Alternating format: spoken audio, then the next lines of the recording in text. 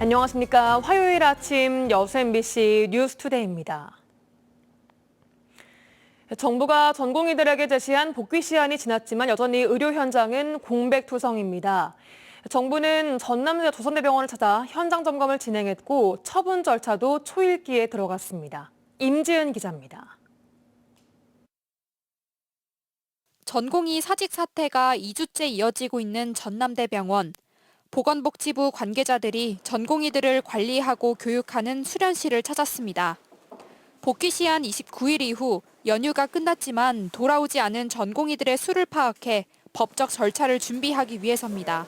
저희도 연락을 하고 있는데 연락이 잘 안 돼서 확인하고 있어요. 근데 만밖에 있지 않을까 싶긴 한데요. 이처럼 정부가 강경 대응 방침을 본격화하고 있지만 사직서를 제출한 전남대병원과 조선대병원 전공의 484명 가운데 대다수는 별다른 움직임을 보이지 않고 있습니다. 여기에 이번 달부터 충원될 예정이었던 신규 전임의와 인턴들의 추가 공백도 현실화하고 있습니다.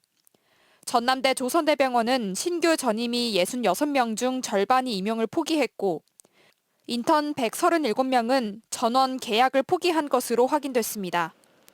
정부는 현장을 이탈한 전공의들에게 면허 정지 처분을 언급하며 압박 수위를 다시 한번 높였습니다. 정부의 업무 개시 명령을 위반하면 최소 3개월의 면허 정지 처분이 불가피합니다. 전공의 수련 기간을 충족하지 못하게 되므로 전문의 자격 취득 시기가 1년 이상 늦춰지게. 이 가운데 교육부의 방침에 따라 전남대와 조선대도 증원 신청을 마쳤습니다. 조선대는 지난해 11월 수요조사에 비해 30명이 증가한 45명을 신청했고 전남대는 약 50명의 규모로 늘리겠다고 보고했습니다. 하지만 교수진과 실습 공간 확보 문제를 해결할 수 있을지 장담할 수 없어 의과대학 측은 증원에 큰 부담을 느끼고 있는 것으로 전해졌습니다. 정부는 수요조사가 마무리되는 대로 전남대와 조선대에도 정확한 입학 정원을 배분할 계획입니다. MBC 뉴스 임지은입니다. 여순사건 명예회복위원회 2기 위원 구성이 지연되고 있습니다. 벌써 한 달이 넘도록 공석 상태인데요. 여순사건 진상규명과 명예회복에 대한 정부의 소극적인 자세를 보여주는 단적인 사례라며 지역 내 쓴소리가 이어지고 있습니다. 김주희 기자가 보도합니다. 지난 2021년 7월 제정된 여순사건 특별법에 근거해 구성 운영되고 있는 여순사건 진상규명 및 희생자 명예회복위원회. 국무총리를 당연직 위원장으로 유족 대표, 법조계, 학계, 전문가 등 15명의 위원으로 구성됐습니다. 당연직 위원 6명을 제외한 나머지 9명의 위원들의 임기는 모두 2년. 그런데 정부 여순위원회 위원들의 임기가 지난 1월 21일로 만료된 지 한 달이 넘도록 2기 위원 구성이 아직 되지 않고 있습니다. 위원회 측은 그동안 총리실에서 위원 선임 절차가 마무리되지 않아 지연됐다며 2주 중에 위원 위촉까지 마칠 것이라고 해명했습니다. 그게 이제 협의가 좀 이른다 보니까 그래요. 총리실. 네. 이번 주에 할 계획입니다. 위촉장 전달하고 바로 회의를 시작할 거예요. 하지만 현재 중앙위는 실무위가 여순사건 피해자 신고 접수를 받은 7,400여 건 가운데 560여 건을 최종 의결한 데 그친 상황. 2기 위원들의 선임까지 늦어지면서 위원회 활동이 사실상 멈춰 지난해 말 실적에서 단 한 걸음의 진전도 이루지 못한 상태입니다. 유족회 측은 여순사건 진상규명과 희생자 명예회복을 향한 정부 의지를 단적으로 보여주는 것이라고 말하고 있습니다. 저희가 볼 때는 굉장히 소극적으로 지금 위원회를 운영하고 있는 그런 과정이거든요. 그러다 보니까 과연 이것이 여순법이 완결할 수 있겠느냐라고 하는 의구심까지 들 정도로 매우 지금 고령의 유족분들은 불안한 마음을 가지고 계시고 이와 함께 유족들은 그동안 여순사건 법안 마련에 주도적 역할을 하던 현역 국회의원들이 이번 총선 출마조차 불확실한 상황이 되면서 더욱 크게 동요하고 있는 분위기입니다. 한국 현대사의 비극 여순사건. 특별법이 제정 공표된 지 벌써 3년여가 다 돼가지만 진상규명과 희생자 명예회복을 위해 여전히 넘어야 할 난관들은 산적해 보입니다. MBC 뉴스 김지우입니다. 고흥 해창만 방조제가 올해 국가관리 방조제 개보수 사업 지구로 선정돼 국비 76억 원이 지원됩니다. 고흥군은 농림축산식품부와 기재부 등 관계부처를 수차례 방문해 사업의 필요성과 시급성을 설명한 결과 국비 76억 원을 확보하는 성과를 거뒀다며 해수 유입 시 염해와 침수 피해를 막기 위해 노후 배수 관문 권양기 17개를 전면 교체할 수 있게 됐다고 밝혔습니다. 고흥군은 이번 사업이 완료되면 1,594헥타르의 농경지에 대한 해수 유입을 차단해 침수 피해 예방에 큰 도움이 될 것으로 기대하고 있습니다. 광양 섬진강 자전거길이 한국관광공사 추천 3월에 가볼 만한 곳 봄날의 자전거 여행에 선정됐습니다. 섬진강 자전거길은 섬진강댐에서 배알도 수변공원까지 8개 인증센터를 통과하는 154km의 대장정 코스로 특히 광양 구간은 배알도 섬정원과 광양 매화마을 등 가장 먼저 섬진강의 봄 기운을 만끽하며 달릴 수 있는 3월의 명소로 널리 알려져 있습니다. 한국관광공사가 선정한 3월의 추천 관광지에는 광양 섬진강 자전거길 외에 시흥 그린웨이와 강릉 경포호, 서산 천수만 자전거길 등이 포함됐습니다.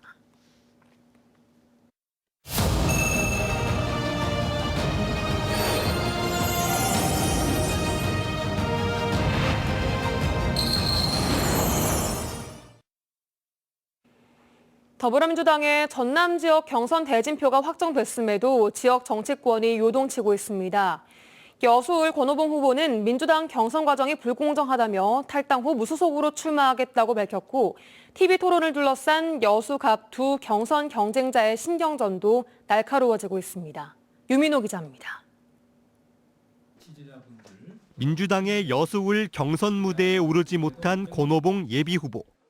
권 후보는 자신을 뺀 정체불명의 여론조사가 이루어지는 등 민주당 경선이 시스템과 거리가 멀고 불공정이 심각하다고 비판했습니다. 이런 당의 조치에 승복할 수 없다며 권 후보는 민주당 탈당과 무소속 출마를 공식 선언했습니다. 시민들의 준엄한 명령을 받들어 이제 무소속으로 새롭게 출발하려고 합니다. 민선 7기 지방선거에서도 무소속으로 여수시장에 도전해 민주당 후보를 누르고 당선된 적이 있는 만큼 권 후보의 무소속 출마가 여수울 판도의 변수로 떠오를 전망입니다. 여수갑 지역구에서 경선을 벌일 민주당 후보자 간 신경전도 날카로워지고 있습니다. 이용주 후보는 상대인 주철원 후보가 여수 MBC 주최 TV토론회에 참석하지 않겠다는 의사를 밝힌 것을 두고 시민할 권리 침해라며 공세에 나섰습니다. 저는 공개적으로 주철원 후보가 TV토론회에 당당하게 참여해 주시길 요구합니다.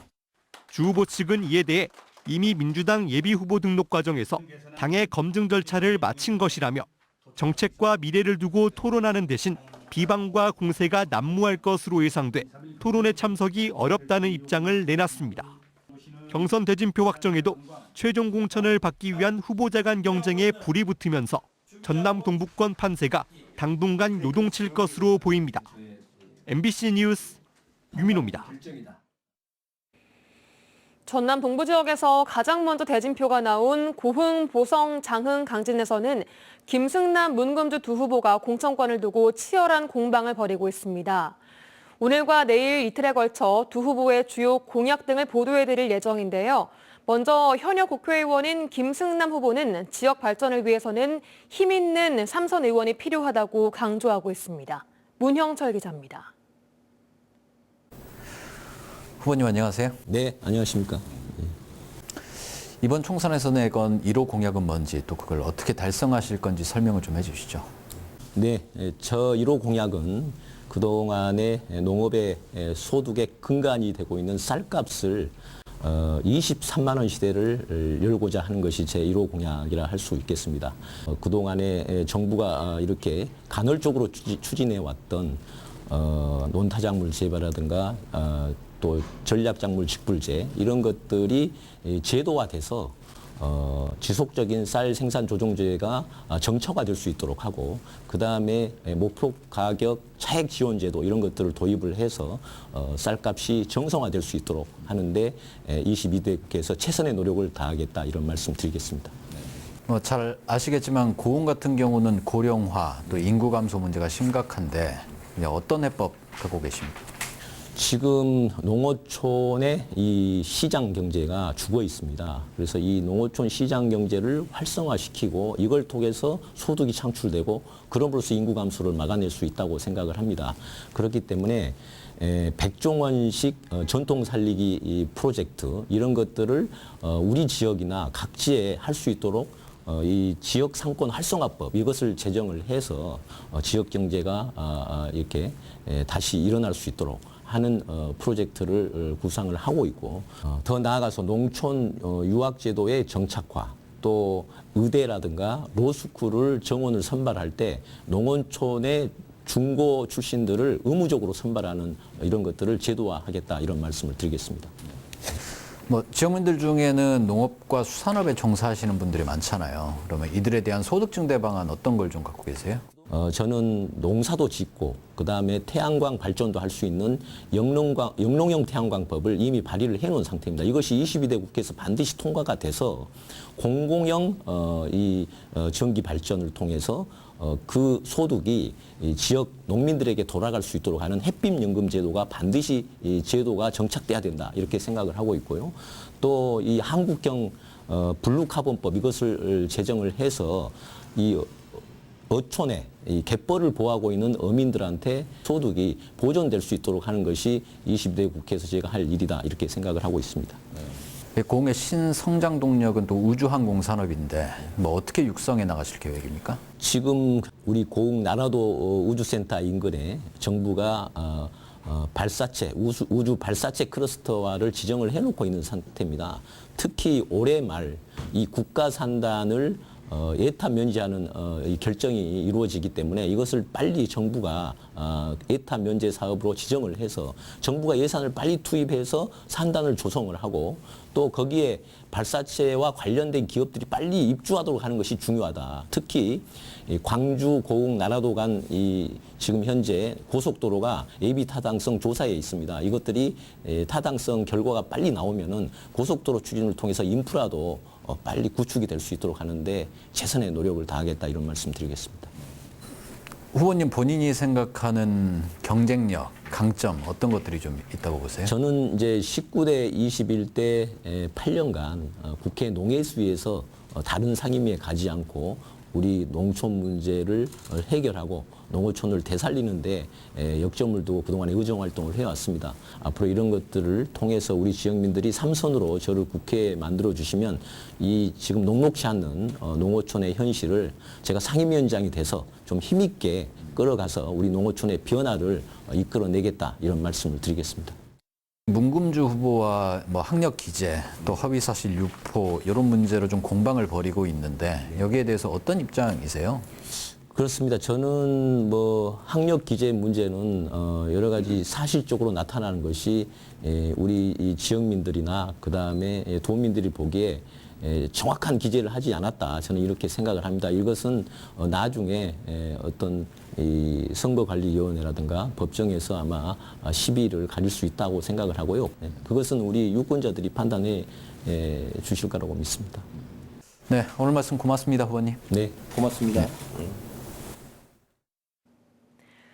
고흥군이 2030 고흥 인구 10만 달성을 위한 구체적인 인구 증대 방안과 읍면의 역할을 중심으로 다양한 전략을 수립하고 있습니다.